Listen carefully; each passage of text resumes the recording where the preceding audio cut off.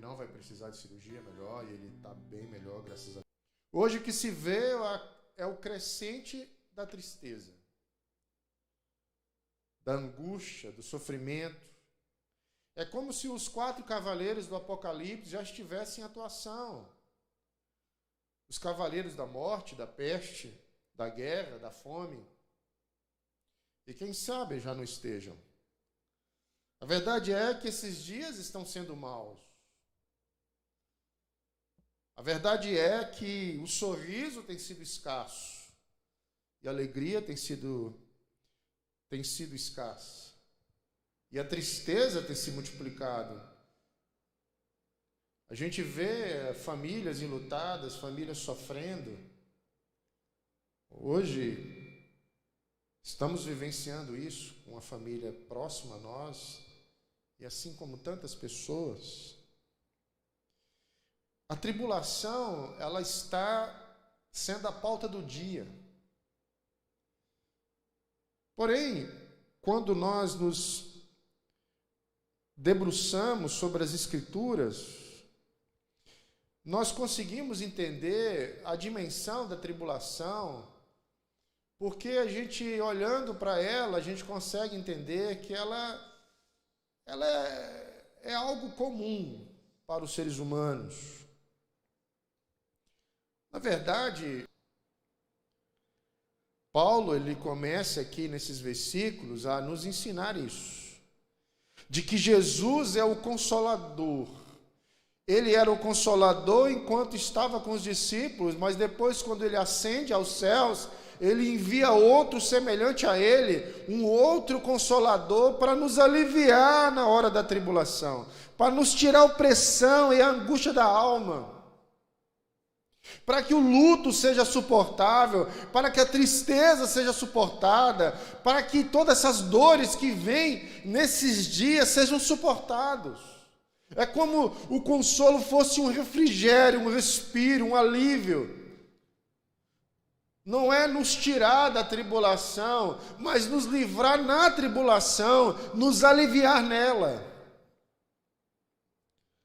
Um consolo que o Senhor, ele brinda os corajosos, aqueles que estão em Cristo Jesus, que vivam pela fé.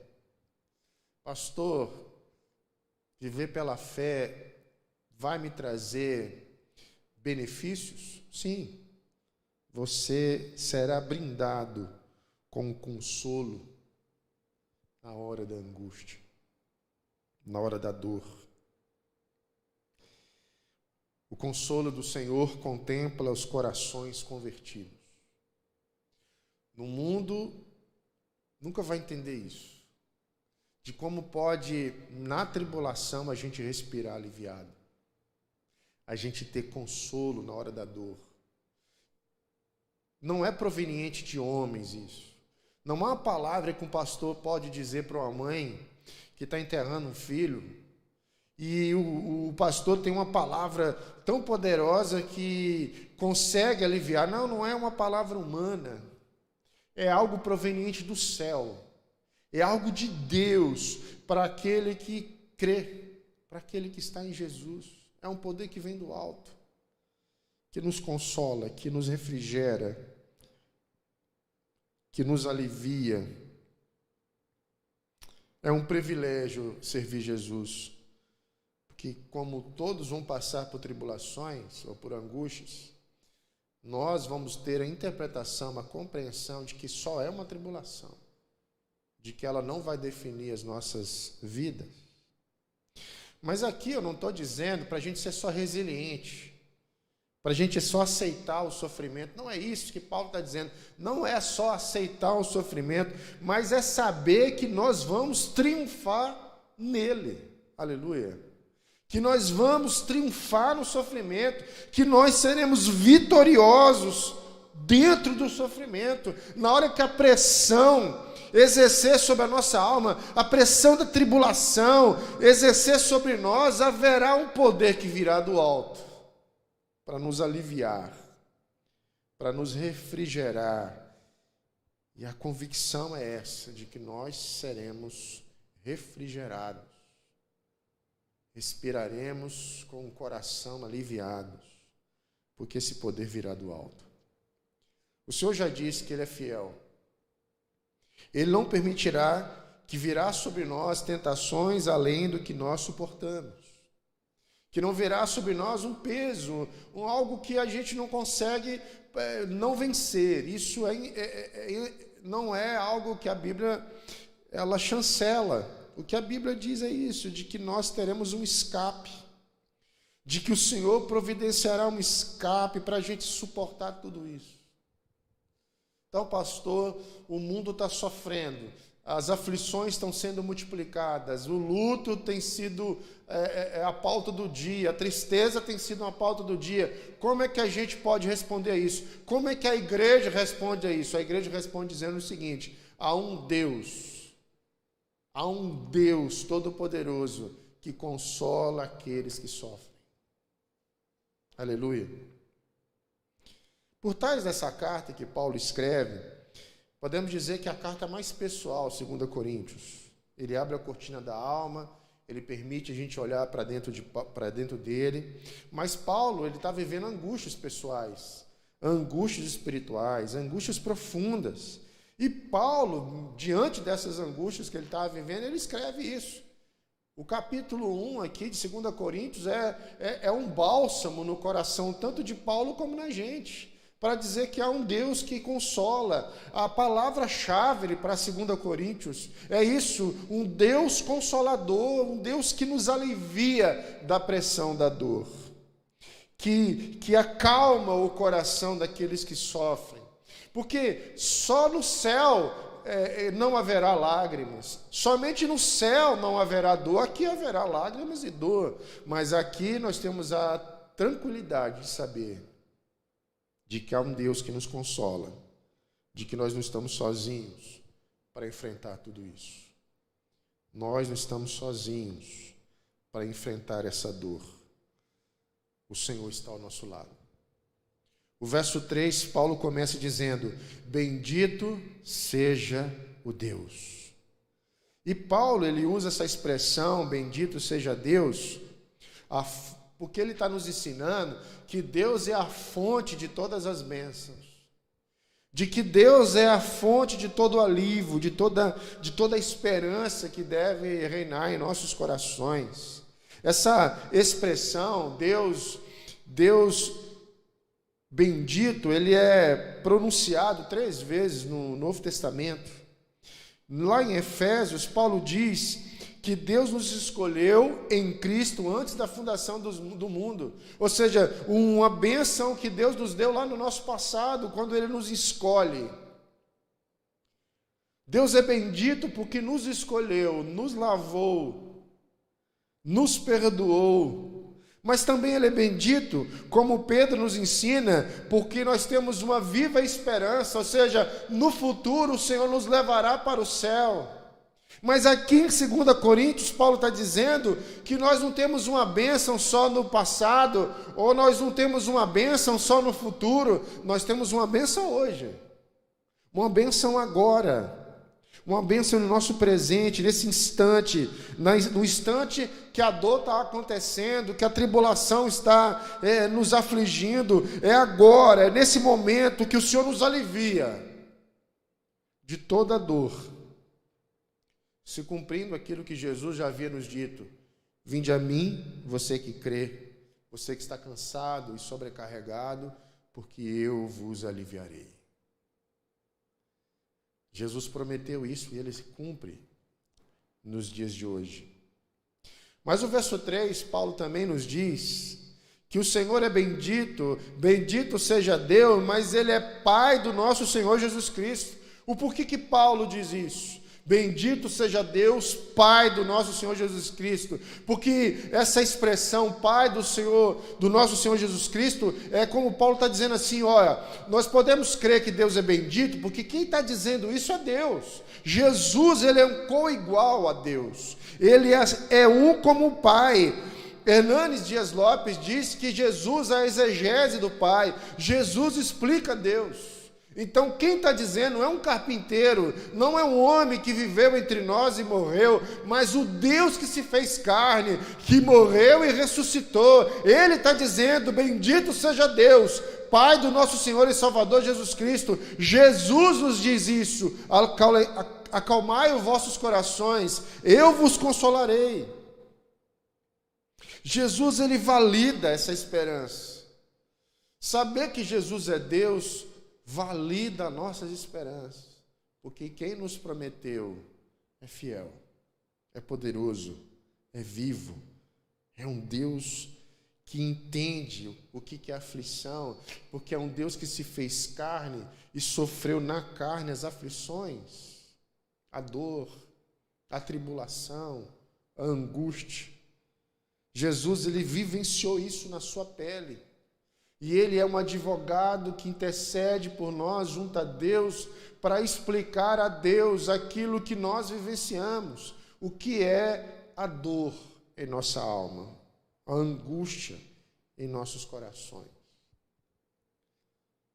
Porém, Paulo vai além. No verso 3 ele diz: bendito seja Deus, Pai de nosso Senhor Jesus Cristo e Pai das misericórdias. Essa afirmação que Paulo faz é maravilhosa, porque o Senhor não é apenas um Deus bom, Ele é o Pai das misericórdias. Em Cristo Jesus há a fonte de todas as misericórdias.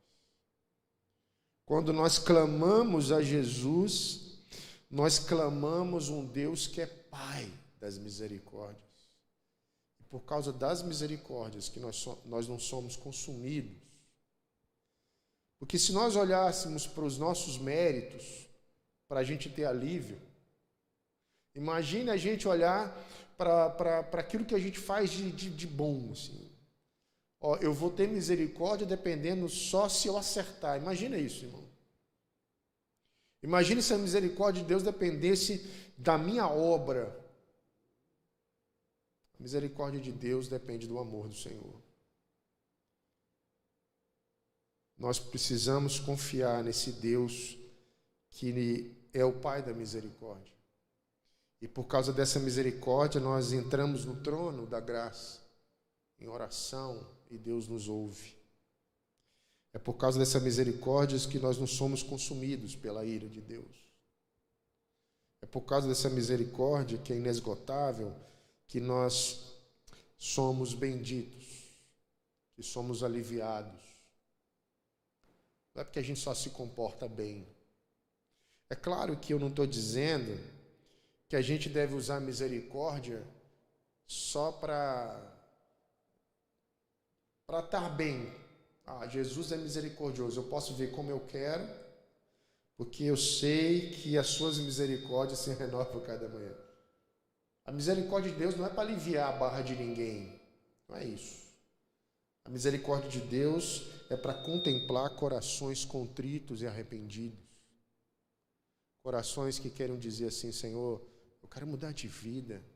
Aí o Senhor olha para mim, vê que eu sou um pecador que estou lutando, um santo lutando contra o pecado, contra as armadilhas da vida. O Senhor vê a luta, o desejo de ser melhor. O Senhor tem misericórdia de mim. A misericórdia não é gasta com quem não quer uma vida com Cristo.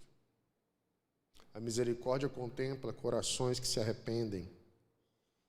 Merecíamos a condenação, mas Jesus teve misericórdia de nós. Merecíamos o inferno, mas Jesus nos salvou através da cruz. E é essa misericórdia que se renova toda manhã, que nós podemos, com ela, entrar no Santos dos Santos e pedir a Deus para nos ajudar na hora da angústia. O verso 3 também diz, Paulo: bendito seja Deus, Pai do nosso Senhor Jesus Cristo, Pai das misericórdias e Deus de toda a consolação. E aqui chega no ponto que eu quero falar à igreja nessa noite. Deus é de toda a consolação. O que quer dizer isso? De que não existe nenhuma dor, que seja maior que a consolação de Deus. Que não existe nenhuma aflição que a consolação de Deus não alivie. Não existe nenhuma dor, nenhuma tristeza, nenhuma tribulação que seja maior que a força de Deus, que o poder do Deus Consolador para refrigerar a nossa alma. O Deus que servimos é o Deus de toda a consolação. Toda a consolação. Não há nada que o Senhor não faça. Não há dor que Ele não cure. Não há tristeza que Ele não reverta em alegria. Não há tribulação, pressão, peso que Ele não alivie com o poder da sua destra. Seja qual for a pressão que estiver exercendo sobre a nossa vida, não há nessa pressão maior força do que o próprio Deus. O Deus que servimos é todo-poderoso e Deus de toda a consolação. Munido desse entendimento, eu consigo entender como é que uma mãe e um pai suportam a perca de um filho. Porque o Deus de toda a consolação, o Deus que está entronizado entre os querubins, que se faz presente através do Jesus, do Deus Emanuel, do Consolador em nossos corações, Ele, do poder que vem do alto, alivia essa dor. Que alivia essa tempestade que acontece dentro da gente. Uma tempestade que um Deus Todo-Poderoso só diz: acalma-te, mar. Acalma-te, mar. Esse Deus que transforma a tristeza em alegria, o sofrimento em alívio. E essa consolação de Deus é tão poderosa que o verso 4 diz que, além de nos consolar, Ele nos transforma numa fonte de consolação. Veja, olha, verso 4, que nos consola em todas as nossas tribulações, para que, com a consolação que recebemos de Deus, possamos consolar os que estão passando por tribulações. Olha que maravilha isso aqui, amados. Não quer dizer que o Senhor vai nos livrar da tribulação, não é isso que o texto diz. Ele diz que vai nos consolar na tribulação. Ou seja, você está dentro da cova de leões e você está consolado. E essa consolação que vem de Deus, esse alívio que vem na nossa alma é tão poderoso na tribulação que nos faz uma fonte de consolação para outros que estão também em tribulação. E pastor, da onde que vem isso? Vem do poder de Deus, do Deus de toda a consolação, do Deus Todo-Poderoso, através do Deus Espírito Santo que reina em nós. Olha que maravilha. Que privilégio que o cristão tem de ser consolado na tribulação, de nos aliviar na hora que a prensa da angústia está sobre nós. Na hora que a prensa da angústia começa a exercer um peso sobre-humano sobre nós, que gera depressão, que gera ansiedade, essa prensa que quer nos esmagar, o Deus Consolador nos refrigera nesse momento e nos alivia de toda essa dor, de toda essa tensão. Nos alivia de tal maneira que nos tornamos um farol. Ele nos coloca de pé de tal maneira que nos tornamos um farol, uma fonte para aqueles que também sofrem. O que eu estou dizendo aqui não é uma retórica humana, mas o que Paulo nos diz isso, através da sua palavra, da carta de 2 Coríntios, explicando que o próprio Paulo, dentro das angústias e tribulações que ele estava vivendo na Ásia. Se você olhar um pouco mais à frente, você vai ver que Paulo ele começa a ter tanta angústia que a paz dele começa a querer evadir do seu coração. De tanto pesado que foi aquela tribulação que ele estava vivenciando. Mas o Paulo experimentou a consolação que agora ele está dizendo. De que o Senhor o aliviou de toda aquela tristeza que ele estava vivendo na Ásia. E agora Paulo está sendo um farol. Paulo está sendo uma fonte da consolação para a igreja de Corinto, dando força e dizendo que a tribulação pode até querer nos esmagar, mas o poder de Deus é maior. O poder de Deus é maior. Ele consola. Ele é uma força maior. Ela vem do alto, não vem de nós. Imagine Paulo quando ele coloca a cabeça na guilhotina, no momento que o homem levanta a espada para decepar a sua cabeça. Mesmo nesse momento, Paulo estava aliviado. Estava refrigerado. Como explicar isso? De um Estevão que está sendo apedrejado de uma maneira tão forte e poderosa que ele consegue dizer: Pai, perdoa, porque eles não sabem o que estão fazendo. Que paz é essa que Estevão estava vivendo, se não é uma consolação na hora da tribulação?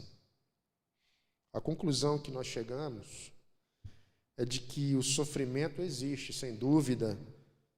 Isso não tem como evitar. No mundo nós teremos aflições, tribulações, angústias. Tem coisas que um pastor não consegue explicar, por que acontece desse jeito, como está acontecendo. Mas o que a Bíblia nos dá nessa noite é uma resposta, e nela precisamos nos firmar de que nós temos que ter bom ânimo. Jesus venceu o mundo e nós venceremos. De que estamos sofrendo, sem dúvida, mas nós não seremos derrotados. Nós não seremos derrotados. Porque quem está ao nosso lado é o Rei dos Reis e Senhor dos Senhores. O verso 5, Paulo diz: pois assim como o sofrimento de Cristo transborda sobre nós, ou seja, aquele que se converte genuinamente sofre inevitavelmente alguma perseguição por ser um cristão. Paulo está dizendo isso para a igreja. Ser cristão na época aqui era uma entrega de vida, porque os cristãos eram mortos ao fio da espada, eram pendurados como tocha humana no jardim de Nero, eram entregue nos coliseus para servir de comida para leão. Ser cristão não era moda, não era modinha. Ser cristão era se entregar à morte. Participar do sofrimento de Cristo. Mas Paulo também diz, também por meio de Cristo transborda a nossa consolação. Transborda a nossa consolação. Bem-aventurados que choram, diz o Senhor, porque serão consolados. Amém? Isso é um privilégio daquele que crê. Isso é um privilégio para você que confessou Jesus como Senhor e Salvador da sua vida. Amém? A dor está grande, a aflição está grande, mas é maior o Deus Consolador, que nos alivia de toda essa tensão, de toda essa pressão, porque nós cremos que haverá um momento que a gente vai conseguir respirar aliviado pelo poder de Deus. Senhor, nós te agradecemos por essa noite, por essa palavra. Pedimos que o Deus Consolador venha consolar corações aflitos, angustiados, e que toda essa pressão que os dias estão exercendo sobre nós, esses dias maus, que toda essa pressão que está doendo até o corpo da gente, a alma da gente, que toda essa pressão, ela tenha, Senhor, a sua força sendo retirada de nós através do poder do teu consolo. Que o teu consolo venha e refrigere a alma do coração dos teus filhos. Que o Consolador venha nos refrigerar, nos aliviar nessas tribulações que estamos vivendo, Jesus. Essa oração que faço, crendo que o Senhor fará como nós estamos pedindo, porque o Senhor é Deus, um Deus que ouve a oração da tua igreja e pelas tuas misericórdias atravessamos os céus, entramos no átrio do Senhor, na tua presença, e sabemos que o Senhor nos ouve, em nome de Jesus. Quero aqui orar, agradecer a você que acompanhou aqui. Logo, logo estaremos todos reunidos aqui na igreja. Meu desejo é que quando a gente voltar assim como era, que todo mundo venha no culto. Olha, que maravilha, que não falte ninguém. Esse é um desejo no meu coração. Claro que é um desejo meu, né? Todo mundo no mesmo dia aqui vai ser maravilhoso. Deus abençoe a sua vida. Uma ótima semana. Um abraço.